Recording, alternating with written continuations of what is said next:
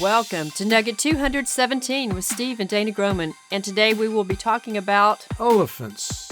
Oh, elephants are awesome. I remember we went to the Houston Zoo, and there was that mama elephant, and she was giving herself a shower and sucking up some water. They had a built-in pond in their cage area. We've never seen such a show as she gave us that day. She was so funny. It was like a 5 or 10 minute show she gave us. Yeah, at least. And she threw that hay on her back, and then she decided to wash herself down just quite a bit. And if you ever get a chance to go to a zoo, everybody wants to go see the elephants, but take time and pause and just watch them for a while. They're really quite humorous. But I know that you found this article from Scientific American, December 2021, and it talks specifically about the motion of the elephant's trunk and how they're studying it to improve robotics. You had mentioned in the past how in cartoons and movies that they have a difficult time with movement. So I guess they're using this elephant to study that to improve robotics. Yeah, and they've been doing that for quite some time with humans too, because they cannot really simulate humans walking very well. If you've noticed in old movies or cartoons, they walk kind of stiff-legged and stiff-bodied. It's hard to simulate motion in a computer. Now they're getting better,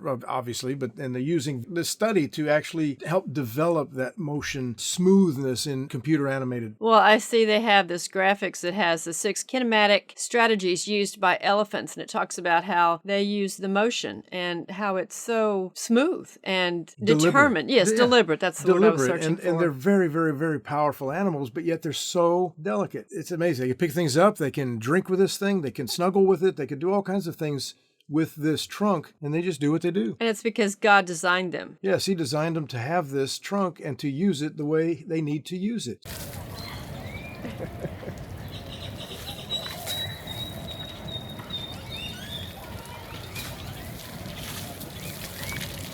So they use it for arms and for balance. They use it for all kinds of things. But of course, in this article, they have this quote here. It says, elephants have evolved these amazing organs with an infinite number of degrees of freedom. That's not true, Mr. Geneva biologist. God designed these elephants, and that's why they have these amazing organs. Of course, the typical question is, how did they use it before they evolved the technique to use it? It's just insane when you think about it, because they are definitely designed to do what they do, and all body parts are designed to do what they do. God didn't make any mistakes. The 2 researchers taped retroflective markers to 2 bull elephants' trunks and put various items in front of them. As the elephants moved the objects around, the researchers filmed them with a semicircle of infrared cameras, capturing how the markers moved in 3-dimensional space, similar to the process used for mapping movie actors' movements to computer-generated characters. So as technology improves, they're able to look at what God has done in His design and copy it. Yes, and I've talked about that in our meetings since the 90s even. It is amazing how many times man will look at something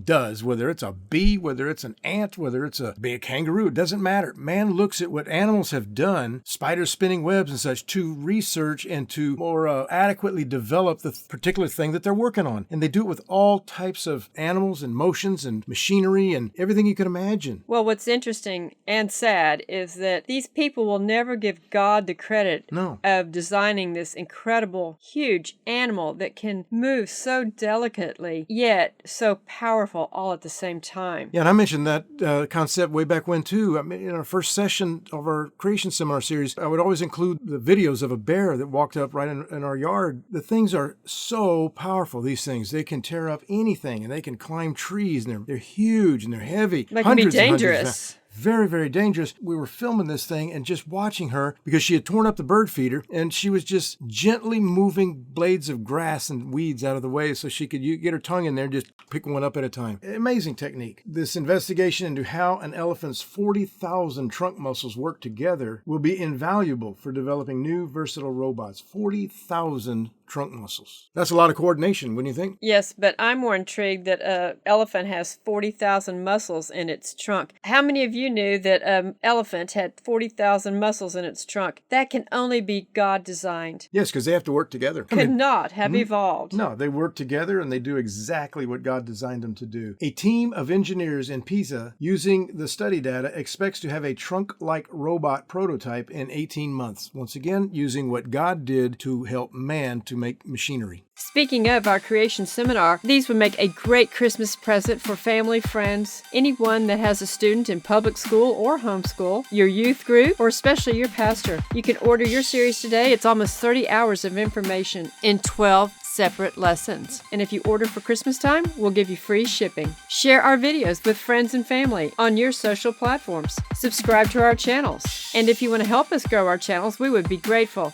You can do that by subscribing, liking, and by leaving a comment. And don't forget to hit the notification bell so that you will be notified when we put up new videos. Thank you.